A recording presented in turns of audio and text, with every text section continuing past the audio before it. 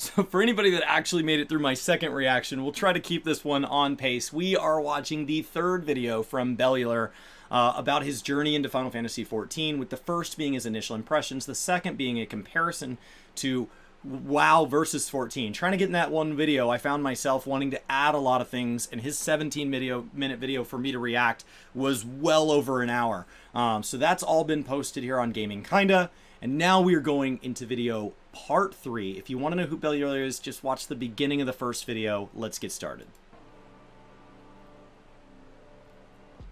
TBC will have something, I think, to meet Endwalker, but yeah, it's not much from Blizzard to compete. going to be the, like we're saying earlier, about 9.1.5 being more keeping people instead of bringing in new ones. Yeah, That's what they'll have to do with TBC Classic, and that's, you know, I think they may have wounded, with all that drama, they may have wounded some of the people who will jump into it on June 1st or June 2nd, whatever. But they need to learn public relations.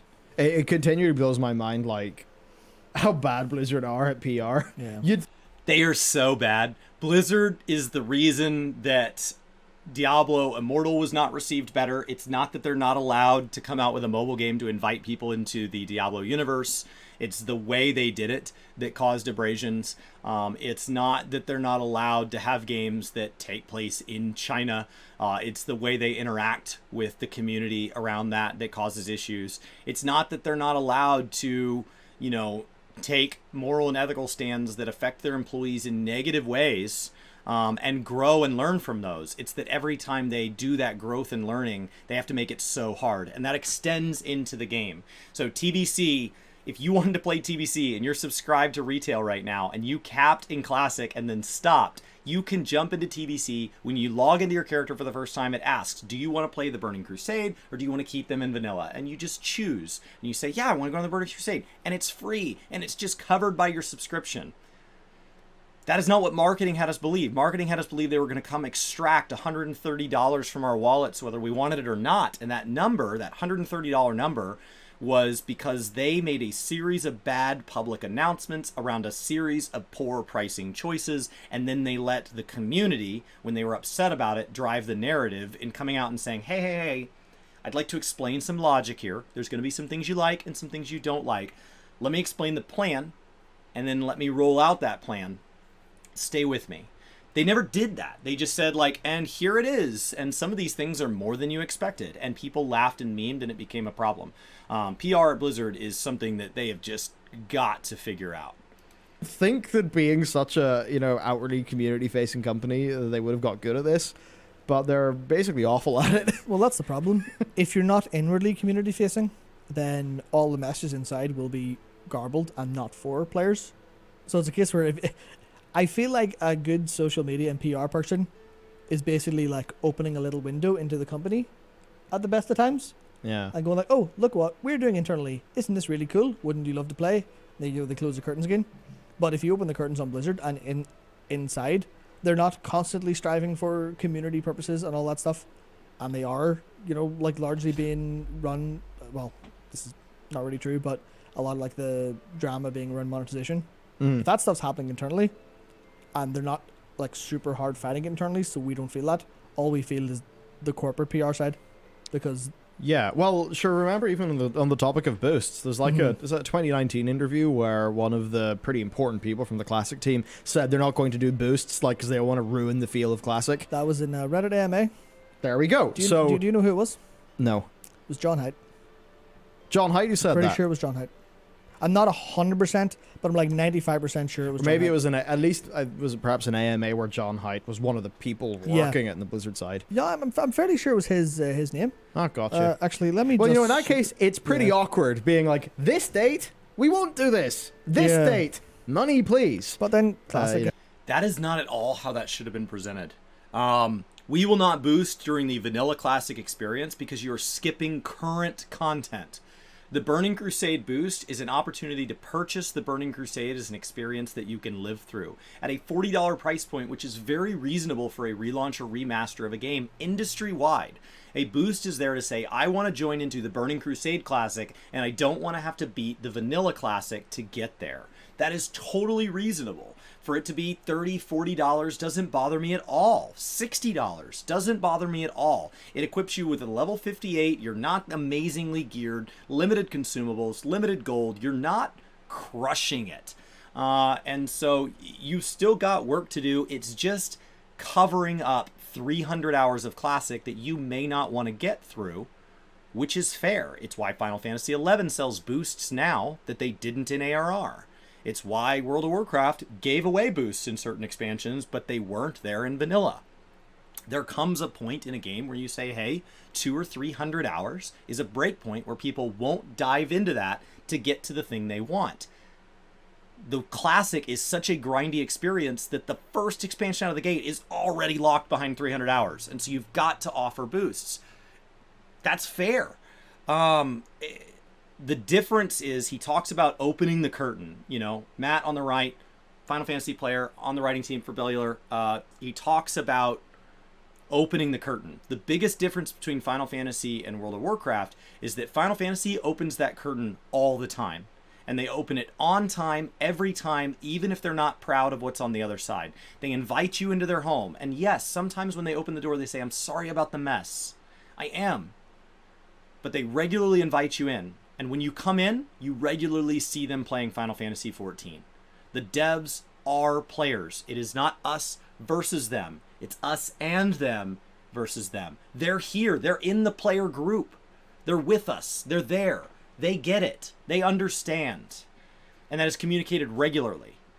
And because they share with us, you know, basically metaphorically the chance to come to a wedding and a chance to go to their birthday party and a chance to come over and celebrate a job promotion and just an invitation on a random Friday night because I haven't seen you in a while. And they do this through 2 live letters for every patch, part 1 and part 2, additional live letters, events such as FanFest, a presence at E3, often paired with a live letter, interviews at the media tour. I think Yoshi P over the 3 media tours last time, I think he gave like 30 interviews. He gives interviews during the intermissions at FanFest. Between interviews, written letters, and video posts, which are 99% of the time, every time I can think of, are live streamed, and interacting with Q&A, AMA style formats, we probably hear from the dev team of Final Fantasy XIV 100 times a year. Now that's not, you know, that's not twice a week for all 52 weeks. It comes in waves, but it's spread throughout the year, and then there's big moments, and it's 100 different interactions with them. So when they have a bad day, when they have a weak moment, when they have the equivalent of that death in the family, or hey, I'm sorry, I borrowed something of yours and I broke it, that thing where they need to apologize or they need to say, I'm weak right now and I need your help, they're not reaching out as a stranger, knocking on your door saying, hey, my car broke down, you've never met me, can you give me money? And you're like, are you screwing with me? Like, you don't even know if you trust that person. You don't know. They don't come across as a panhandler. They don't. And they come across as a friend in downtime. And there are people in this world that are generous when somebody comes up to them and asks for money that they don't know. But there are also people that just walk away. I don't know. That's not why I'm here. WoW only survives off of people being that generous. Yeah, no, I get it. It's the first time I've heard from you in years. You know, my friend from high school calls me a decade, 2 decades later and says, hey, I'm in jail in Kansas City. Can you bail me out? What? Who even is this? Like, you've got to maintain that relationship. They have got to open the curtain. I understand it's a mess back there. It's not going to get better with the curtain closed. Sometimes you've let something spiral out of control in your life and you haven't been willing to reach out for a lifeline. And so when you do, you're like, hey, it's bad. Can you help me? Can you help me with this mess I've made? It's hard to reach out. It's shameful. It's embarrassing. It sucks. That's where they're at. But not reaching out never fixes that. It doesn't get better by ignoring it. Simply not going to the doctor or not reaching out to a friend or not ever, like, it doesn't suddenly go, oh, you're right, I ignored that problem and it totally got better. You've got to reach out. And classic TBC aren't the same game. Ah, yes, the TBC experience where that's it. No, it's just they're making it authentic, like with being an eBay player. right? Because that's what we used to call it back then. You know, we're like, That's oh exactly yeah, what it you're a is. fucking eBay hunter. Yep, that's exactly There was a what lot it of is. eBay hunters. A lot of I'm people sure. who mained and leveled their own hunters are also basically the friggin' skill of an eBay hunter. Hence the incredible reputation that my main class has got. Yeah. Nice one. Ah, beautiful. Nice one. It's never going to be as it So- was. That is essentially our situation with there being no BlizzCon. I think for the other Blizzard games, people already know what's Yeah. going on there. I mean, there is potentially. How could they not have a BlizzCon, by the way, as a separate thing? I haven't looked into the announcement beyond the fact that it was canceled because I haven't wanted to deal with it. When you talk about a company that already struggles with a lack of communication, having an annual convention that they're already good at doing digitally and could justify saying, you know what, this year it's too much planning. I know everything's opening back up with COVID. We're just going to go digital again. Like, we're going to cut the events down to a single day. Like, how could you just not have one? No panels with voice actors, no Q&As, no hype trailers for games that don't have release dates. It doesn't take much to show up. There are going to be companies at E3 mid-June that will show up with nothing, but they're going to show up. They're going to remind us they exist. And for a company that doesn't reach out, for a company that doesn't communicate with us regularly, it's a little weird that you won't come out on your home turf at an event all about you and at least just show up. The WoW mobile games. Yeah. They could be announced during Games Fest. They could be announced during like a PAX or a Gamescom or something like that. I don't think they will announce them at a BlizzCon where they would be a mainline announcement. I think they only do them at a BlizzCon where they have a WoW expansion announcement, and then they can talk about the mobile game after, where people will feel like their main appetite's been sort of met. Yeah. So that's basically the situation. But before we go to our next topic, Ah, very secretly scarily. I mean, I am genuinely being like ingenuous with this, or disingenuous with this. yes. I'm being disingenuous with this because this is a lot of like kind of like monthly events and stuff. But it's just the idea where like, when's all this content coming out? And then you go, there's FF14 at FanFest going. Here's our schedule until Endwalker, by the way. Yeah, and Here's the difference. World of Warcraft has a number of events in it. Their seasonal events are rinsed and repeated, and they bolt things onto them. They're not rewritten every time.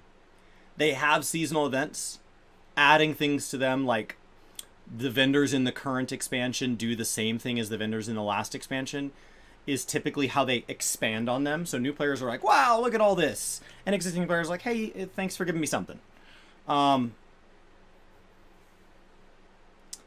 That's all Final Fantasy's doing. Make It Rain, not new. Moonfire Fair, not new. The Rising, not new. They'll be different because of the way they handle seasonal events. The Final Fantasy 15 collab coming back, not new. Patch 5.55 would have been here either way. Nothing here is new.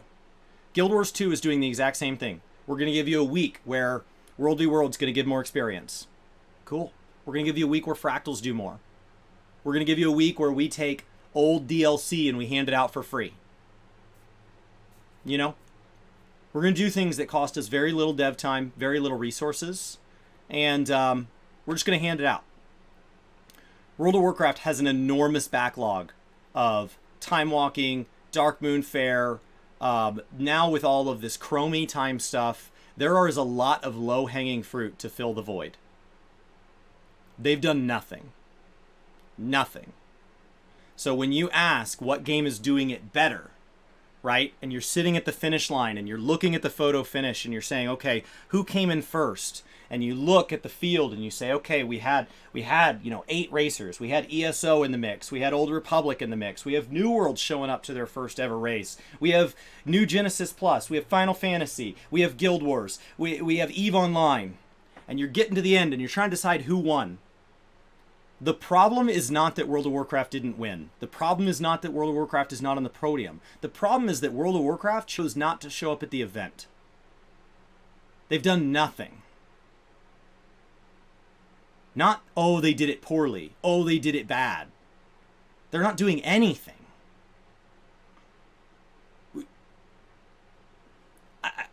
It's not even bad content. It's nothing. It's not even lazy content. It's nothing. It's not you brought a dish to my house and nobody liked it for dinner. You showed up empty-handed and you told me you were bringing things. I didn't even have the expectation for you to bring me things. You set that expectation. You're the one that opted into a game that has a live service model and takes $15 out of my bank account every single month to play it. You did that. You're the one that set in a schedule of getting an expansion every 2 years and said that things are going to be locked behind these content patches that are going to come out at a steady pace. You set that, Blizzard. You're the one that set the schedule. It's your home turf. I am a guest in your theme park. And then you just decided not to show up to work. And I understand behind the scenes there's things going on.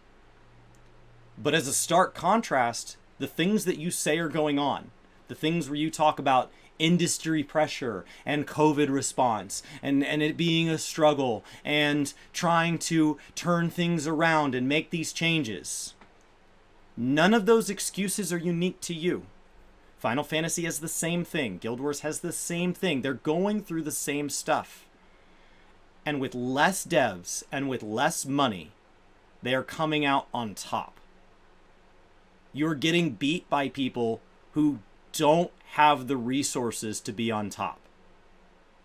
There's no excuse to not have 5 or 6 things that you can do between now and 9.1. We know it's delayed. We're really excited to announce Time Walking has access to 5 new colors of old mounts. Go do Time Walking. We're really excited to announce that allied races now have an additional coloring or an additional gear set if you level one up. Go try Chromie Time. We're really excited to announce something, anything, content. I'm not saying it has to be good. I'm not saying it has to be meaningful. I'm not saying it has to last. I'm saying right now, you've got to start by showing up. So I'm thinking of like 5.55, that's more MSQ. That's more MSQ, a bunch of updates and extra content for existing systems and things. So more stuff for the Bosnian Southern Front, which is a whole big system in and of itself. Extra relic steps for your relic weapon, which is a weapon that you upgrade throughout an expansion, and it's a massive grind, but it's a kind of North Star thing where you're spending a lot of time, and it's basically the nicest looking one that you will. WoW players, just think about the Mage Tower, because there is no end game content during 5.55 that requires getting a new best in slot weapon. And that best in slot weapon will be outdated the moment we move into the expansion and we go up 10 levels and the eye levels all increase. The effective use of that gear is cosmetic. And so the relic system is our legendary system, but we can level it up by doing lots of content that is entirely optional. So think about it like the Mage Tower. Think about it like the Brawlers Guild. It is something to do. Kind of replace with patch weapons or content end-game content weapons until you upgrade it later stage, and then Make It Rain is just I think that's, I actually don't know what this is, but I know it's related to the Manderville Golds. Right. Manderville so is that saucer content? So this is some light amount of content. That is a Dark Moon Fair event, effectively. It is a Dark Moon Fair event. Like, it's basically not much. Yeah, so I would say it's similar in concept to WoW's seasonal events, just significantly better. Oh, okay. Because I remember it's around Valentine's Day, they do Little Ladies Day, which is just a little thing of like, almost like Orphan, like Children's Week in WoW, but it has a really nice attached questline, and you end up going around helping all these like little orphan people, and it's really nice. But anyway, and then 5.57, 5.58, we don't know what's going to be in these. Okay. But it is. Yes, we do. So 5.58 is going to be the big one of 5.57 and 5.58. 5.58 is going to be massive. 5.58 is mostly centered on the structural changes. It's the closest to a pre-patch event we get. It's all structural. During 4.58, what we got was world visit. That was the ability to, within, I'm going to talk in WoW terms here, visit other servers on your battle group. There is no sharding system in Final Fantasy where you can jump shards to play with other players on NA. And so what you could do is within your battle group, there's 3 battle groups. They're called data centers. There's 3 battle groups on NA, 2 on EU. I don't know on how many on JP. But there's 3 sections of servers in the world, and within them they're fractured into these data centers, and it allows you to jump to the, half a dozen servers that are on your data center and play with those people. That was a huge leap forward. Unfortunately, it came paired at a time where the game had grown so much that to guarantee a smooth launch for Shadow Bringers, which is what we got, they actually had to split us from 2 data centers on NA, which split the NA database into 2 sets of players. Into 3, and they split EU from 1 into 2, and so it was mixed news. You're going to be able to play with people on different worlds, but you're not going to be able to play with people on different data centers. 5.58 is actually allowing us to data center visit, so for the first time ever, I'm going to be able to play with people on Japanese servers, on EU servers. I'll be able to go anywhere. There's going to be some restrictions because there are restrictions about the way you interact with the equivalent of auction houses and things like that. It sounds like so far that the restrictions will be in line with the restrictions that are already on the world visit system, the server visit. But effectively, this is going to increase the ability to play with other players. And when you pair that with a lot of the open world grinding and stuff that goes on right now, things where people go do treasure maps, which is like group archaeology and sends you into a Diablo Goblin Rift type dungeon, things like that become really fun, and the fragmented player base is one of the big drawbacks of those systems. That goes away. So for content creator communities, for Discord communities, for Reddit communities, for guilds that have friends that have been split by this, people who know each other in real life and have never been able to play together, this is all incredible news, and it's paired with at our Fan Fest, which is our BlizzCon that we just came out of. We got the first ever 8-person mount, and so it'll be a really fun chance to go stretch some of that. So not to get totally derailed, but yeah, we do have a general idea of what's in these patches. Largely just smaller updates to existing systems, kind of like going, okay, we'll loosen lockouts, stuff like that. We'll loosen restrictions on current in-game content, things like that. And then Moonfire Fair / The Rising is another one of those events. FF15 collaboration is just get some rewards. Get a car. Yeah, it's like go speak to these characters, go do your daily content and get rewards, get like unique currency. Okay, so we blew over a little bit there. So Moonfire Fair is just a seasonal holiday. It's just like the Fire Festival or whatever, where you're dancing in the air. But the Rising is our anniversary event. So there's always things going on tied to that. It's the anniversary of the game. So think about the anniversary event that happens every November in World of Warcraft, and there's things tied to that. That's happening at the same time as the Sunfire Festival or whatever. So that's the same ballpark time. The Final Fantasy 15 collaboration for World of Warcraft players. Final Fantasy does regular collaborations. They happen from time to time. We've partnered with Yokai Watch, Monster Hunter, Nier, Final Fantasy 15. The list goes on. These allow them to bring music from those games in-game, cosmetics from those in-game, mounts from those systems in-game, and sometimes even bosses. So with Monster Hunter, we actually brought in Rathalos from Monster Hunter, and we gave them a boss in trade that went into Monster Hunter. That boss is still in-game. Some of those events are time-based. They're time-gated. They end, I assume, because of licensing agreements.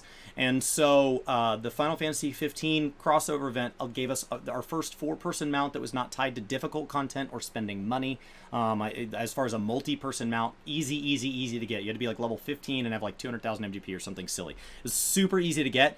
As far as a multi-person mount, it seats 4, but as far as anything that can seat even a second person, it is one of the easiest ones that has ever been given, but it went away.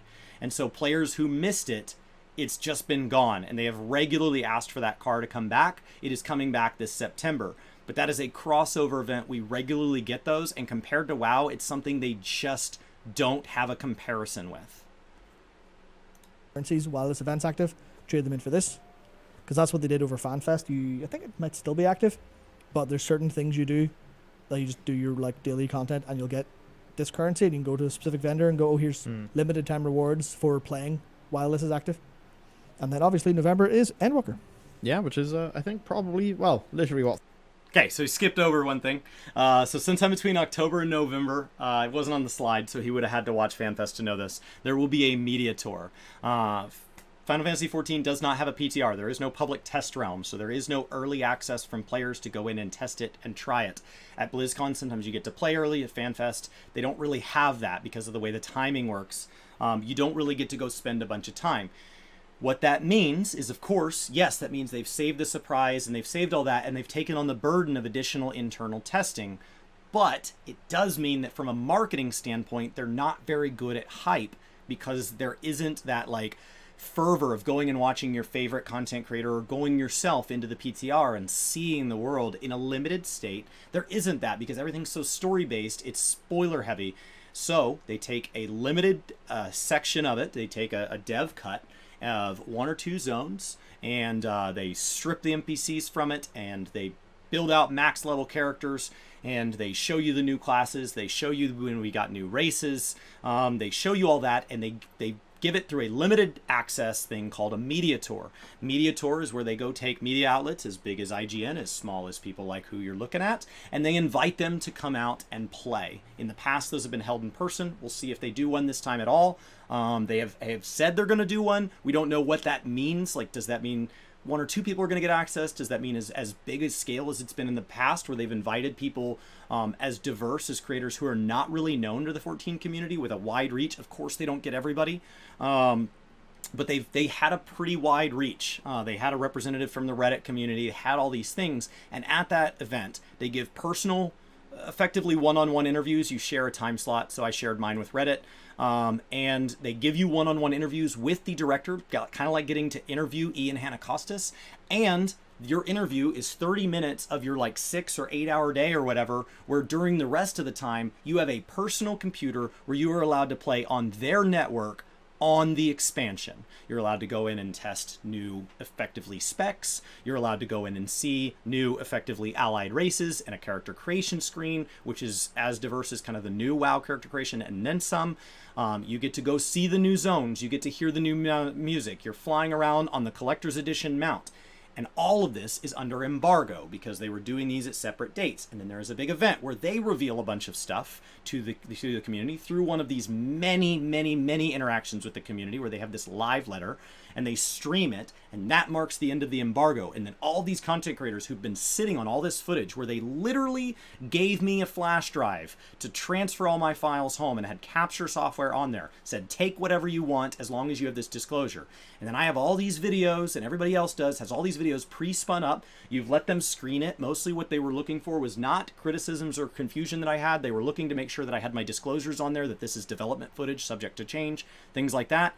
And then on embargo day, hundreds of videos go live because I think average content creator was somewhere between like 10 and 30 videos per content creator. And then you've got press releases coming out from Kotaku and IGN and all this, and it's this massive media blitz. But more importantly, as a player with questions, it is all of the information we would traditionally get out of a PTR. It's, will my build be viable? We don't really know, but here's what we do think.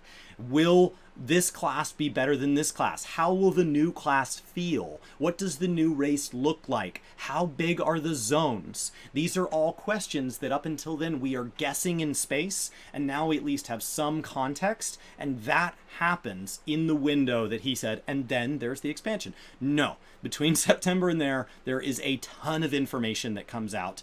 Just effectively like when you hear that like Wowhead got a leak. They didn't get a leak. Like that's Blizzard shifting out to media tour. 30% more story content according to Yoshi. Yoshi P has said that to PC Gamer and also said basically everything has been massively upgraded, including combat. I saw someone talk about PvP changes in Endwalker that are going to actually make PvP a thing. Oh, and I actually haven't looked into those, but because PvP is not really it exists, but only in. They're making a new mode, slightly bigger than our arena and slightly smaller than our battlegrounds. Is kind of all we know, and their goal is to make PvP something more people can take part in. That's enough. The instance things, and it's not a super part of the game. Yeah, so that's but there's the fact that like it is. They've never been good at PvP. The fact that they're continuing to put resources in it says they're at least trying. Now their expansion's out in November. It's now May.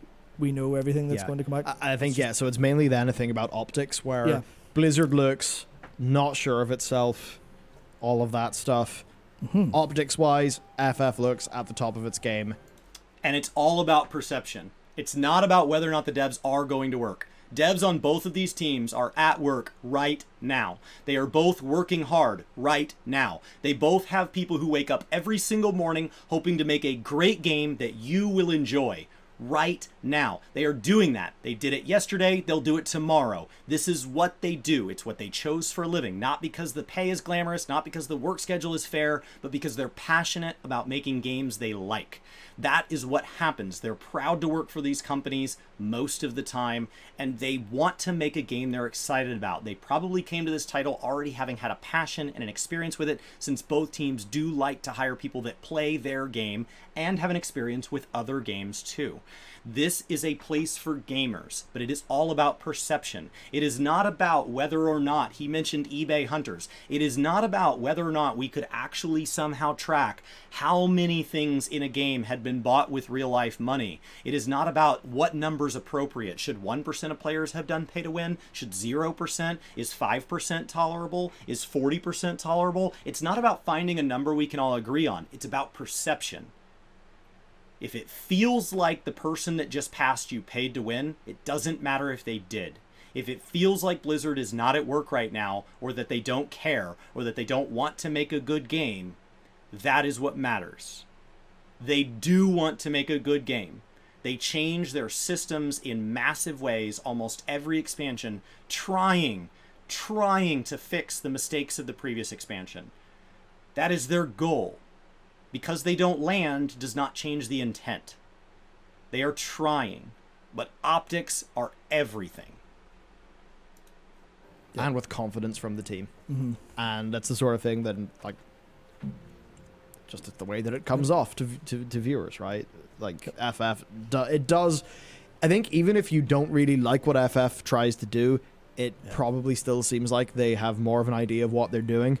And they have just got their stuff sort of down pat more than Blizzard do.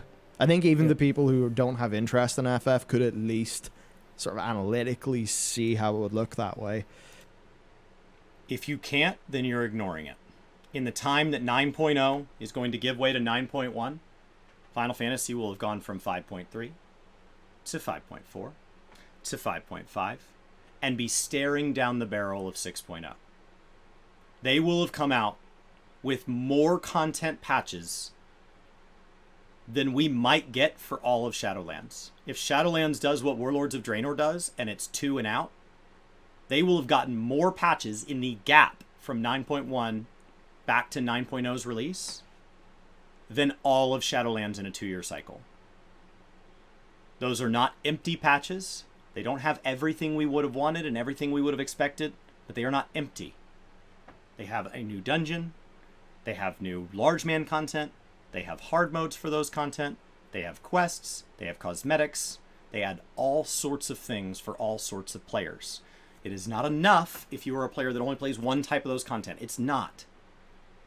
But when you are comparing it to the void that is World of Warcraft, scoreboard is 0 to something. So, yeah, that's the situation. Blizzard schedule, no BlizzCon. No surprises. No surprises. But it did give us a very interesting way to talk about their entire schedule. Yeah.